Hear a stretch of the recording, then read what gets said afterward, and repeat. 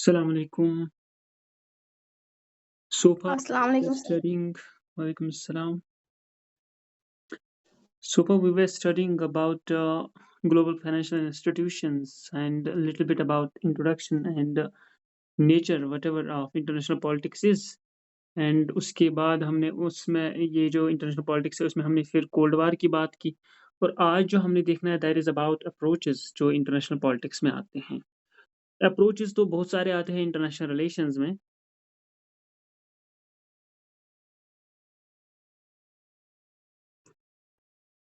जो ये अप्रोचेस है इनमें रियलिस्ट अप्रोच आता है जिसको हम कहते हैं रियलिस्टिक अप्रोच या डायरेक्टली उसको हम कहते हैं रियलिज्म।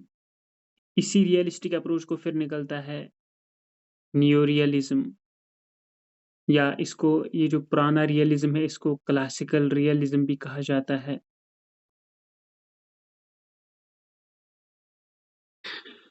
या इसके बगैर भी कुछ अप्रोचेस है जैसे डेमोक्रेटिक पीस थ्योरी है, डिपेंडेंसी थ्योरी है, न्यू लिबरलिज्म है, न्यू लिबरलिज्म है या उसके साथ-साथ सिस्टम अप्रोच है।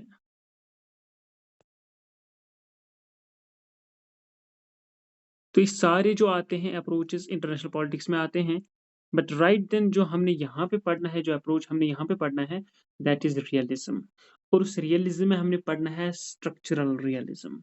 लेकिन before going to structural realism, it is important for us to know what realism is.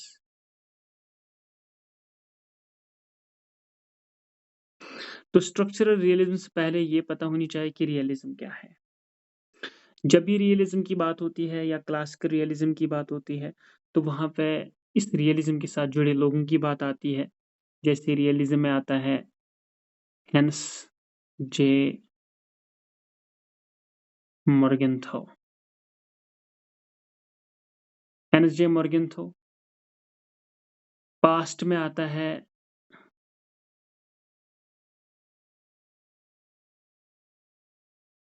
थ्यूसिडाइडिस।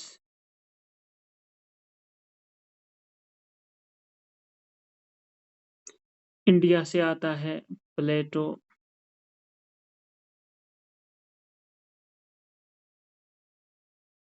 Thomas Hobbes भी आता है। तो ये वो सारे लोग हैं जिनका ताल्लुक है क्लासिकल रियलिज्म के साथ। ये मेडिवल टाइम का, ये पुराने टाइम के। इंडिया का जो है प्लेटो नहीं है, यहाँ पे गलत हुआ है, यहाँ पे कौटिल्य है। कौटिल्य, प्लेटो नहीं है। सो क्लासिकल रियलिस्टिक्स में थ्यूसिडाइडिस आता है जो कि ग्रीक से था,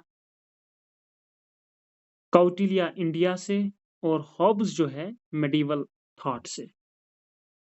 लेकिन जो हेनस जे मॉर्गेंथौ है, हेनस जे मॉर्गेंथौ की रियलिज्म बड़ी पॉपुलर है। इसने यहाँ पे एक बुक भी लिखी है जिसमें इसने रियलिज्म की बात की है, उसको हम कहते हैं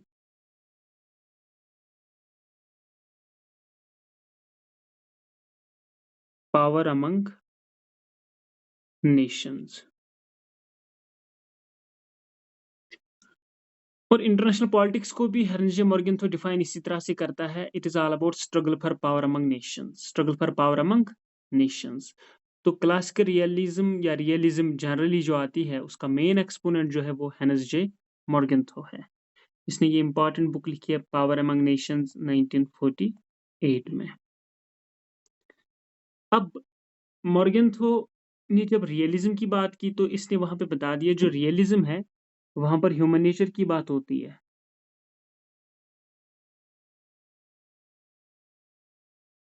ह्यूमन नेचर की वहां पर बात होती है।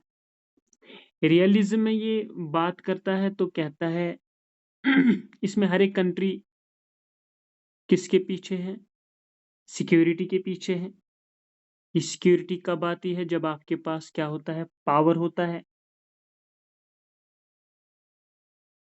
तो मोस्टली जो ये क्लासिकल रियलिज्म है या जनरल रियलिज्म है इसने फोकस किया सिक्योरिटी पे और पावर पे, सिक्योरिटी पे और पावर पे। तो सीधी सी बात है, जब आप सिक्योरिटी चाहते हो या पावर बढ़ाना चाहते हो, तो आपने किसी से तसादम भी होता है, तो आपकी जिद हो जाती है या आपको किसी की जिद हो जाती है, उसको हम कहते हैं राइवलरी। राइवलरी भी इस इंटरनेशनल पॉलिटिक्स में आती है जब आप पावर और सिक्योरिटी की बात करते हो। तो ये पावर और सिक्योरिटी आप क्यों चाहते हो? क्योंकि इस पावर और सिक्योरिटी की वजह से ही क्या अचीव करते हो, जो हमने पहले लेक्चर में देखा, नेशनल इंटरेस्ट। इस पावर की वजह से ही आप अपनी फॉरेन पॉलिसी स्ट्रांग रख पाते हो। तो ये क्लासिक रियलिज्म की बातें हैं। जब हम क्लासिक रियलिज्म की बात करते हैं, तो वहां पे मॉर्गेंथो का रोल आता है। पावर अमंग नेशंस उसकी जो बुक है, मास्टरपीस है, ह्यूमन नेचर की, वहां पर बात करता है। सिक्योरिटी पे फोकस किया जाता है, पावर स्ट्रक्चर पे फोकस किया जाता है, और पावर की वजह से आप इंटरेस्ट अचीव करते हो, फॉरेन पॉलिसी मेंटेन रखते हो, राइवलरी स्ट्राइफ की बात होती है। तो रियलिज्म में पावर की बात होती है। इसीलिए कहा जाता है जो मॉर्गेंथो की रियलिज्म है ना, दैट इज डार्केस्ट। क्योंकि वो हमेशा किसकी बात करते हैं? पावर की बात करते हैं। और इस पावर में आप वार के करीब जाते थे, जंग के करीब जाते थे। इसीलिए डार्केस्ट व्यू है इस रियलिज्म में मॉर्गेंथो की, या उसको हम कहते हैं डार्केस्ट की जगह पेसिमिस्टिक व्यू, जहां डार्केस्ट कॉन्सेप्ट्स होंगे, सिर्फ पावर, लड़ाई, नो पीस। तो ये सारी चीजें आती है जनरली रियलिज्म में, जनरली रियलिज्म में। बट राइट देन, हमने जो यहाँ पे पढ़ना है, दैट इज समथिंग डिफरेंट। क्योंकि हमने यहाँ पे जो पढ़ना है वो रियलिज्म के बाद, जो मॉर्गेंथो के बाद आ गया। हाँ, यहाँ एक और बात है। जब हम मॉर्गेंथो की बात करते हैं, मॉर्गेंथो की रियलिज्म की बात करते हैं, ये कब आई? जो ही कोल्ड वार स्टार्ट हुआ, दैट मीन्स आफ्टर 1945। आफ्टर 1945 आ गई ये बुक 1948 में। तो जो ही कोल्ड वार स्टार्ट होता है, तो रियलिज्म आती है मॉर्गेंथो की, रियलिज्म आती है मॉर्गेंथो की। लेकिन मेन टॉपिक जो हमने यहाँ पे पढ़ना है, that is new realism, that is new realism. इस न्यू रियलिज्म का दूसरा नाम जो है वो है स्ट्रक्चरल रियलिज्म। और मेन एक्सपोनेंट जो इसका है वो है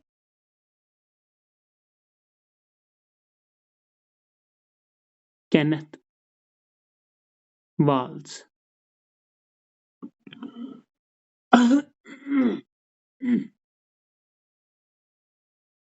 जब हम कहते हैं मॉर्गेंथो की रियलिज्म स्टार्ट हो गई जो ही कोल्ड वार स्टार्ट हो गया 1945 के बाद, तो कोल्ड वार के दौरान मैंने आपको एक बार बोला कि कोल्ड वार में जो है वहां पर डिटेंट आता है, अमन कायम हो जाता है 1969 से लेके 1979 तक।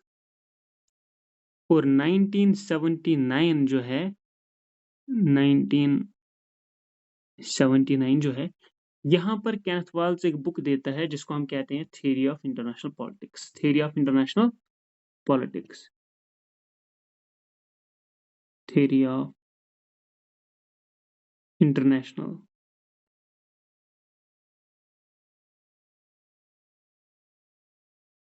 पॉलिटिक्स। तो थ्योरी ऑफ इंटरनेशनल पॉलिटिक्स देता है केनेथ वाल्स 1979 में। तो जब कोल्ड वार स्टार्ट होता है, आती है मॉर्गेंथो की रियलिज्म, मॉर्गेंथो की रियलिज्म। तो यहाँ पर डिटेंटी आती है। तो जो ही न्यू कोल्ड वार स्टार्ट होता है, तो आती है केनेथ वाल्स की theory of international politics, theory of international politics यहाँ पे आती है। और इसी जो बुक है, जो थ्योरी ऑफ इंटरनेशनल पॉलिटिक्स है, इसी बुक की वजह से एस्टैब्लिश होती है स्ट्रक्चरल रियलिज्म। स्ट्रक्चरल रियलिज्म इसी बुक की वजह से एस्टैब्लिश होती है। और कहा जाता है जो ये केनेथ वाल्स की, इसको हम कहें स्ट्रक्चरल रियलिज्म कहें या न्यू रियलिज्म कहें, इसको माना जाता है एक्सटेंशन ऑफ रियलिज्म ऑफ मॉर्गेंथो।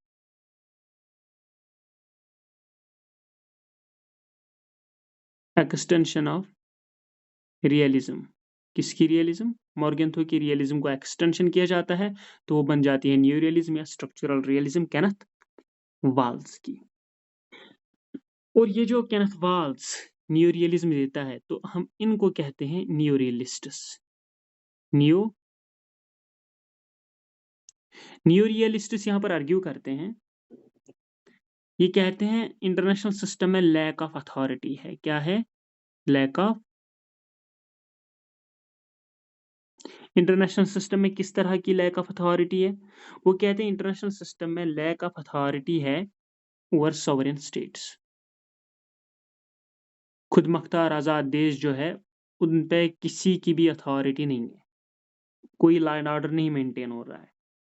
और इसीलिए वहां पर क्या होता है, जब लैक ऑफ अथॉरिटी नहीं है स्टेट्स के ऊपर, इसलिए वहां कॉन्फ्लिक्ट्स होते हैं।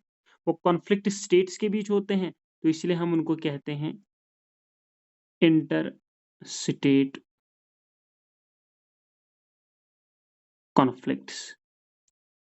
तो लैक ऑफ अथॉरिटी जब नहीं है, जो न्यू रियलिस्टिक्स कहते हैं कि इंटरनेशनल सिस्टम में स्टेट्स को कंट्रोल करने के लिए कोई अथॉरिटी नहीं है, इसलिए स्टेट्स के बीच कॉन्फ्लिक्ट्स होते हैं, सिक्योरिटी कंपटीशन बढ़ता है,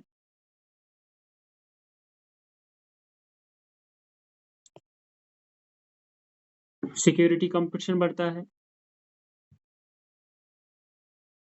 और जब ये कॉन्फ्लिक्ट होते हैं, सिक्योरिटी के पीछे सब लोग रहते हैं, कंपटीशन के पीछे सब लोग लगे रहते हैं, कोई कंट्रोल करने वाला है नहीं, then it is pretty difficult to maintain world peace.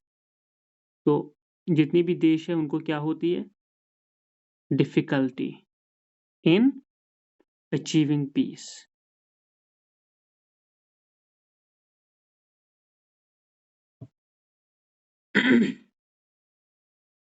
तो न्यू रियलिस्टिक्स आर्ग्यू करते हैं, अपना पॉइंट रखते हैं और क्या कहते हैं कि इंटरनेशनल सिस्टम में स्टेट्स जो आज़ाद है, सॉवरेन है, इंडिपेंडेंट है, उनको कंट्रोल करने के लिए कोई अथॉरिटी नहीं है, इसीलिए स्टेट्स के बीच इंटर स्टेट कॉन्फ्लिक्ट होते हैं। इंटर स्टेट मीन स्टेट्स के बीच, नेशंस के बीच कॉन्फ्लिक्ट्स होते हैं, सिक्योरिटी कंपटीशन बढ़ जाता है, इसीलिए पीस अचीव करने के लिए बहुत सारी डिफिकल्टीज, रुकावटें आ जाती है।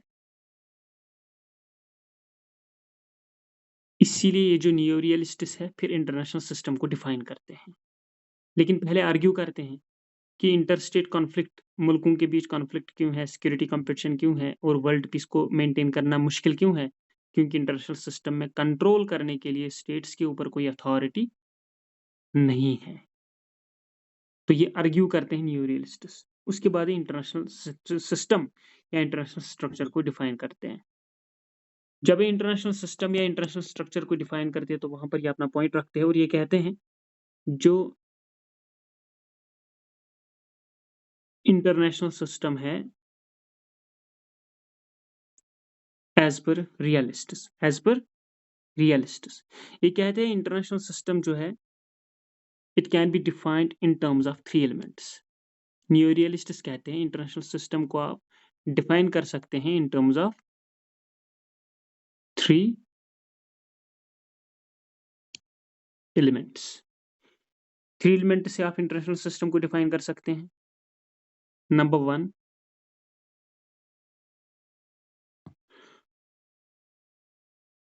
Organising principles. Number two, differentiation of units, and number three,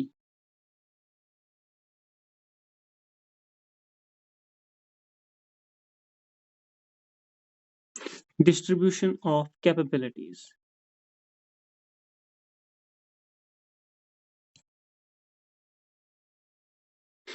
तो इंटरनेशनल सिस्टम में स्ट्रक्चरल रियलिस्टिक्स जो है, न्यू रियलिस्टिक्स जो है, ये कहते हैं इंटरनेशनल सिस्टम को हम डिफाइन कर सकते हैं in terms of three elements, organising principles, differentiation of units और डिस्ट्रीब्यूशन ऑफ कैपेबिलिटीज।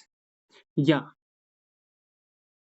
इनके सिनोनिमस हम लिख सकते हैं, डिफरेंशिएशन ऑर्गेनाइजिंग प्रिंसिपल्स की जगह हम लिख सकते हैं intervention,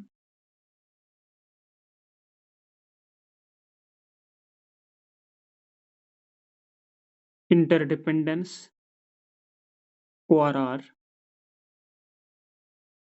national capabilities, national capabilities। तो ये न्यू रियलिस्टिक्स की बात है और ये कहते हैं हम इंटरनेशनल सिस्टम को इन 3 एलिमेंट से डिफाइन कर सकते हैं। अब यहाँ पर ऑर्गेनाइजिंग प्रिंसिपल्स क्या है? ऑर्गेनाइजिंग प्रिंसिपल्स वो प्रिंसिपल्स है जिनके तहत हर एक कंट्री जो है वो एक्ट करेगी, रेगुलेट करेगी। लाइक यूएन की कुछ प्रिंसिपल्स है, लाइक एक कंट्री के कॉन्स्टिट्यूशन की कुछ आर्टिकल्स है, लाइक रीजनल ऑर्गेनाइजेशन का अपना चार्टर होता है, एक ऑर्डर होता है, उनके रूल्स होते हैं। तो इस तरह से दुनिया के जो नेशंस है, एक्टर्स है, क्योंकि इंटरनेशनल सिस्टम में नेशंस आर प्राइमरी एक्टर्स, तो जितने भी नेशंस हैं उनको कुछ प्रिंसिपल्स के हिसाब से ऑर्गेनाइज होना है और जहां पर उनको लगे कि गलत कहीं पे हो रहा है वहां वो इंटरवेन करे। Like Russia versus Ukraine, Israel versus Palestine, वहां वो इंटरवेन करे क्योंकि वहां पर ऑर्गेनाइजिंग प्रिंसिपल्स की धज्जियां उड़ाई जा रही है। और इंटरनेशनल सिस्टम को ये दूसरे एलिमेंट से डिफाइन करते हैं और दूसरा एलिमेंट ये कहते हैं डिफरेंशिएशन ऑफ यूनिट्स। यूनिट्स जो है ये सेम नहीं है, इनके बीच वेरिएशंस हैं, उनके बीच वेरिएशंस है, डिफरेंशिएशन है। ये एक दूसरे पे दारोमदार करते हैं। किस तरह? क्योंकि एक देश जो है वो डेमोक्रेटिक है, दूसरा मोनार्की है, तीसरे में मिलिट्री डिक्टेटरशिप है, चौथा कम्युनिस्ट है, पांचवा कैपिटलिस्ट है, छठा अथॉरिटेरियन है।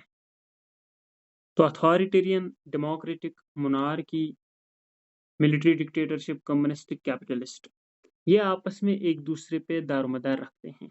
कोई ज़्यादा अच्छा, कोई ज़्यादा बुरा, किसी में कुछ मेरिट्स, किसी में दूसरे मेरिट्स और डिमेरिट्स, लेकिन इनके जो इंटरेस्ट्स है वो एक दूसरे के साथ कॉपरेशन से हल होते हैं। तो इसलिए एक दूसरे पे मुनसर करते हैं, इंटरडिपेंडेंस, क्योंकि ये अलग-अलग स्किल के मालिक है। और तीसरा एलिमेंट जो है न्यू रियलिस्टिक्स कहते हैं डिस्ट्रीब्यूशन ऑफ कैपेबिलिटीज, मतलब नेशनल कैपेबिलिटीज। नेशनल कैपेबिलिटीज में एक नेशन अपने लिए खुद जिम्मेदार होता है, वो कितना किस कैलिबर का मालिक है, कितना वो पावरफुल है, उसी हिसाब से वो आगे रिलेशन बढ़ाएगा और कदम रखेगा। तो न्यू रियलिस्टिक्स कहते हैं international system can be defined through 3 elements, that is organising principles, differentiation of units and distribution of capabilities, ORR, intervention, interdependence and national capabilities. अब यहाँ पर पर्सनली जो केनेथ वाल्स है, जो केनेथ वाल्स है वो कहता है two different principles international system में। One is anarchy and number two is hierarchy. Anarchy and hierarchy. जब हम एनार्की की बात करते हैं तो वहां पर आप किसी अथॉरिटी को नहीं मानते हो, फिर आप वहां पर एक सिविल सोसाइटी या वॉलंटियर्स की सूरत में वहां पर सिचुएशन को हैंडल करते हो। तो एनार्की में किसी की भी आप नहीं मानते हो, तो फिर लॉ एंड ऑर्डर मेंटेन करने के लिए वहां पर वॉलंटरी ऑर्गेनाइजेशन एक एग्रीमेंट के तहत आप रखते हो। लेकिन दूसरी चीज जो है हायरार्की, हायरार्की में आप क्या करते हो? Authority flows from top to bottom, top to bottom. जितने भी लोग होंगे, मतलब जितने भी एक्टर्स या नेशंस होंगे, उन सबको किसी के तहत रहना है, लाइक यूएन। तो यूएन की हायरार्की रहेगी सारे नेशंस पे। तो ये दो एलिमेंट्स बोलता है केनेथ फॉल्स, एनार्की एंड हायरार्की। लेकिन इंटरनेशनल सिस्टम में न्यू रियलिस्टिक्स 3 एलिमेंट्स की बात करते हैं, लेकिन जब हम केनेथ वाल्स को स्ट्रेस करते हैं तो वह एनार्की और हायरार्की की बात करता है, एनार्की और हायरार्की की बात करता है।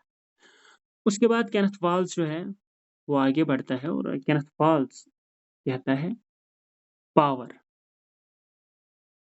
जो पावर है ये एक मीन्स होता है, जो हम पहली लेक्चर में सुन चुके हैं। मीन्स किसके लिए? To an end. So power is a means to an end. Kenneth Waltz कहता है पावर एक जरिया है कुछ अचीव करने का। अचीव आपने एंड करना है और एंड आपका गोल है, एंड आपका इंटरेस्ट है। तो गोल और इंटरेस्ट को अचीव करने के लिए आपके पास जो मीन्स है वो पावर है। So power is a means, power is a way, power is a tool to an end, to a goal, to an interest. So power की वजह से आप एंड अचीव करते हो, एंड आपका जो है वो आपका गोल है, आपका इंटरेस्ट है। और ये आपका गोल, आपका एंड, आपका इंटरेस्ट क्या है? अकॉर्डिंग टू केनेथ वाल्स आपका इंटरेस्ट है सिक्योरिटी। और आप अपने आप को सिक्योर कब फील कराओगे? जब आपके पास क्या होगा? पावर होगा। तो न्यू रियलिज्म में केनेथ वाल्स कहता है, power is a means to an end, power is a means to a goal, power is a means to achieve interest, and the interest of every nation is security. Interest of every nation is security. और ये भी देखा जाता है जो crucial situations होते हैं,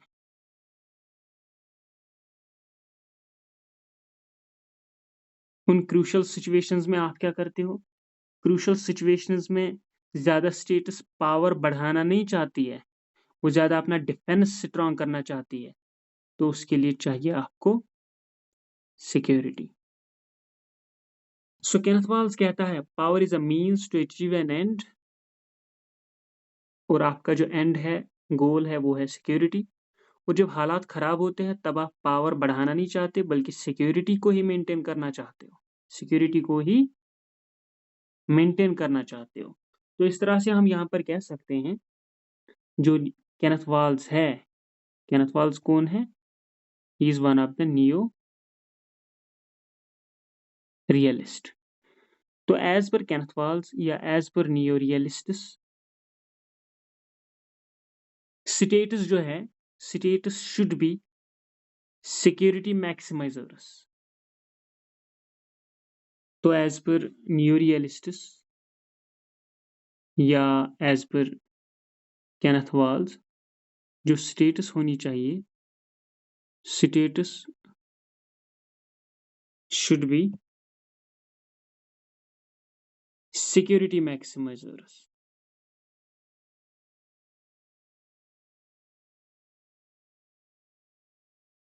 states should be security maximizers rather than power maximizers।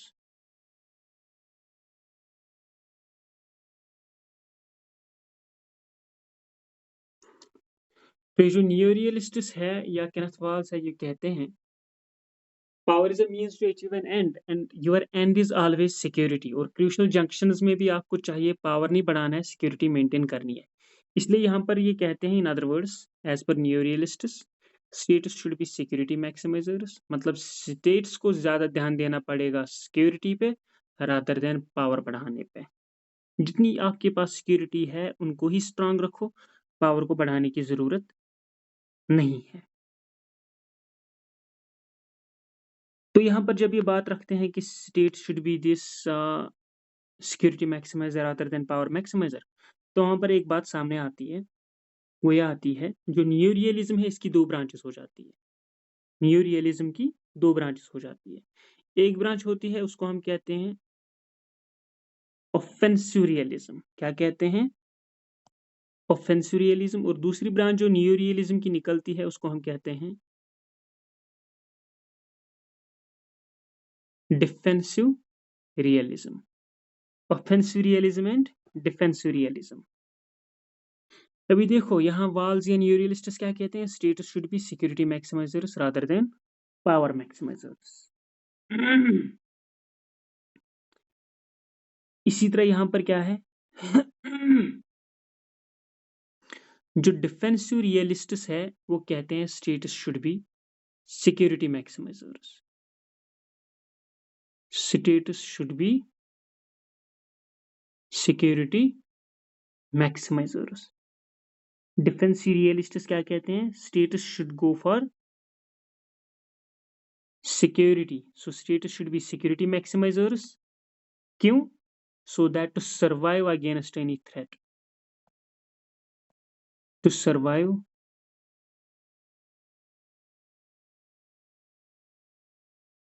against threat, किसी भी खतरे के खिलाफ आपने सर्वाइव करना है, so states should be security maximizers as per which realism?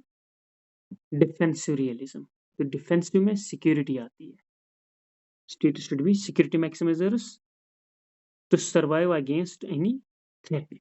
और वो लोग जिन्होंने इस व्यू को सपोर्ट किया, उनमें केनेथ वाल्स आता है, और इसके साथ साथ एक और थिंकर आता है जिसका नाम है जर्विस।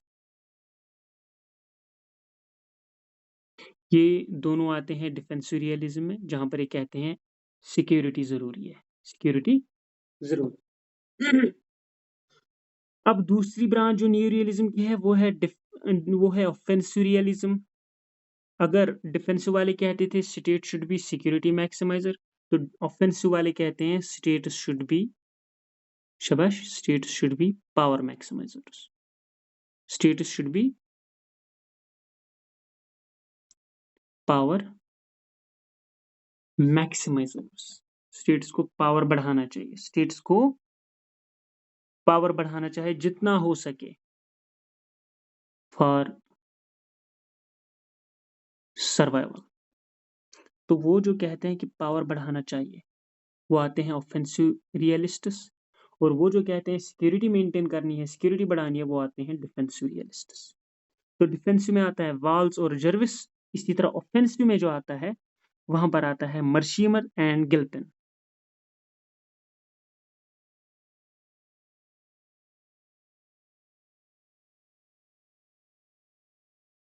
मर्शिमर प्लस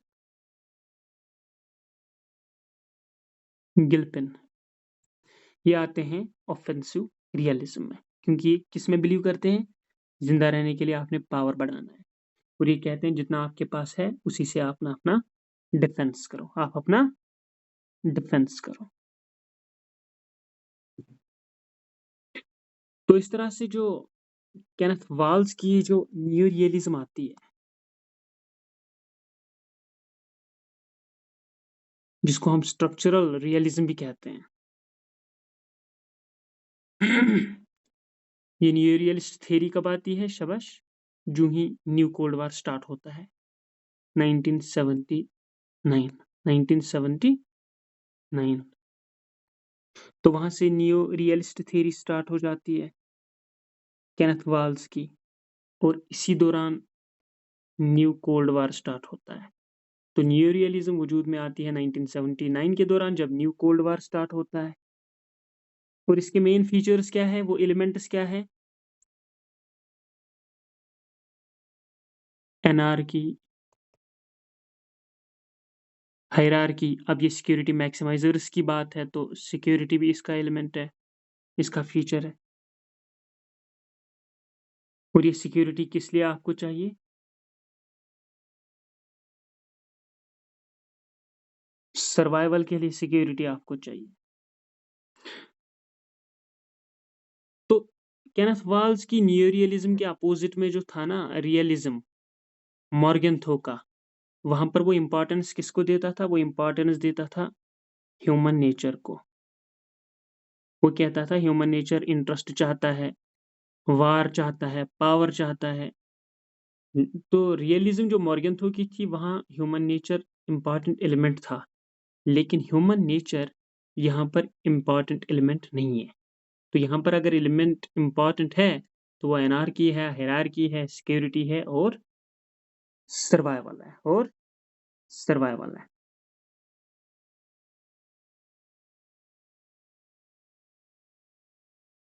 इसके साथ साथ वहाँ पर जो मॉर्गेंथो है ह्यूमन नेचर के साथ साथ कहता था नेशन भी इम्पॉर्टेंट है। सो नेशन जो है ये प्राइमरी एक्टर्स माने जाते थे रियलिज्म में या इंटरनेशनल पॉलिटिक्स में।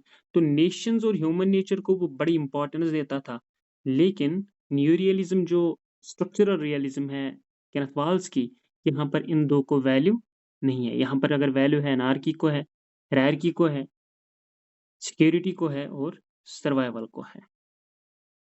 तो सारा जो भी ये हमने यहाँ पे डिस्कस किया ये सारा आता है न्यू रियलिज्म में, और इस न्यू रियलिज्म का दूसरा नाम है स्ट्रक्चरल रियलिज्म, और इसके साथ जो मेन एक्सपोनेंट है वो है केनेथ वाल्स।